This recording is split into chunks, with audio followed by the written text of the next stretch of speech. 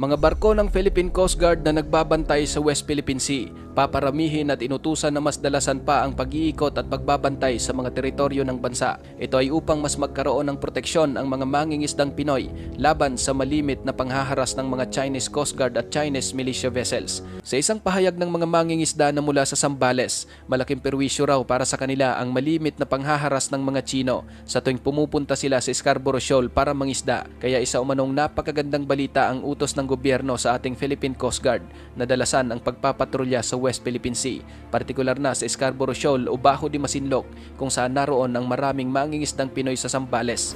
Base sa mga Pinoy fishermen, isa umano sa mga rason kung bakit madalas silang nahaharas ng China sa kadahilanang mabibilang lang sa kanilang mga daliri ang mga barko at mga pagkakataong nakikita nila ang patrol vessels ng Pilipinas na umaaligid sa Scarborough Shoal, kabaliktaran sa mga barko ng China na halos walang pahinga sa pagbabantay sa palibot ng ating mga bahura, kung kaya't agad na iniutos ni National Security Advisor Eduardo Año na siya ring pinuno ng National Task Force for the West Philippine Sea, ang Northern Luzon Command ng AFP at ang Coast Guard na dalasan ang maritime patrol sa West Philippine Sea kasama ang Scarborough Shoal at Philippine Rise. Ilan lamang kapatid sa malaking hamon ng mga mangingisda sa Zambales ang naglalakihang alon lalo na kung masama ang panahon. Pero ang kanila talagang mas pinoproblema ay ang panghaharas ng mga Chino sa tuwing nakikita sila nitong tumutungo sa Bajo de Masinloc na isa naman talaga sanang teritoryo ng Pilipinas. Kaya magandang balita raw para sa kanila kung talagang dadalasan ng ating mga barko ang pagpapakita ng presensya sa nasabing karagatan at bahura.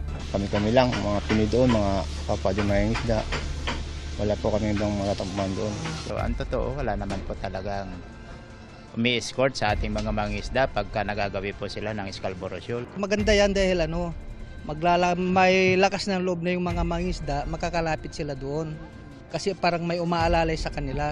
Sa sitwasyon ng mga mangingisdang Pinoy, hirap talaga rito ang ating Philippine Coast Guard na sila'y lubusang mabantayan sa kadahilan ng ayon pa kay Commodore J. Tariela, ang tagapagsalita ng PCG for the West Philippine Sea. Mayroon lamang 3 patrol boats ang PCG na may kakayahang tumugon sa mga tinatawag na long deployment. Ngunit ang mga barko raw na ito ay hindi rin nagtatagal sa malawak na karagatan, kung kaya't lubusan talaga silang nangangailangan ng nasa tinatayang 20 mga barko upang ganap na mabantayan ang malaking bahagi ng West Philippine Sea. Mahalagaan niya sa PCG ang magkaroon ng mga offshore patrol vessel dahil ang mga ito ay kayang magtagal ng mahigit 10 araw sa dagat. At higit sa lahat, kung mayroon ng ganitong klaseng barko ang PCG, mas matututukan nila ng husto ang pagpapatrolya ng malayo kahit saang parte ng ating exclusive economic zone. Mahirap daw talaga para sa PCG ang magpatrolya sa buong West Philippine Sea gamit lamang ang 3 offshore patrol vessel at hindi rin nila ito na-deploy ng sabay-sabay kung kaya't may mga puwang talaga sa West Philippine Sea na nakakaligtaan sa pagpapatrolya. Kaya naman masinsina nila ngayong pinopropose ang modernisasyon ng ating Philippine Coast Guard sa pamamagitan ng pag-acquire ng karagdagang patrol vessels. Malaking problema rin hindi lang ng mga mangingisda kundi maging ng Philippine Coast Guard at Philippine Navy ang pabalik-balik ng mga naglalakihang Chinese Maritime Militia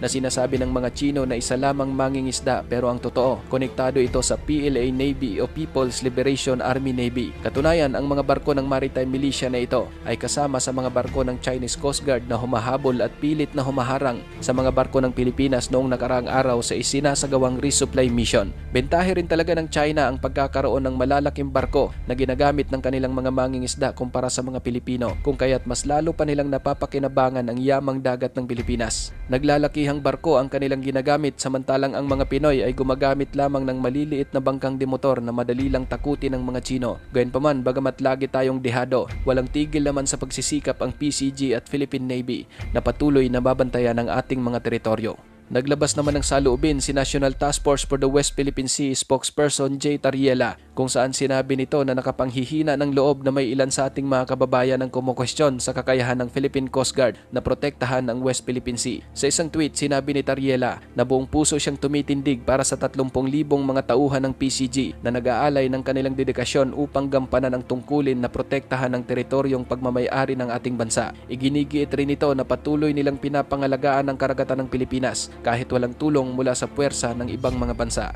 Hindi na nito binanggit kung sinong bansa ang kanyang binanggit sa post, pero sa pagdinig ng Senado noong Martes, isang senador ang kumukwestiyon o komisyon sa presensya ng US aircraft na sinasabing nakatulong umano sa matagumpay na resupply mission sa Ayungin Shoal kamakailan.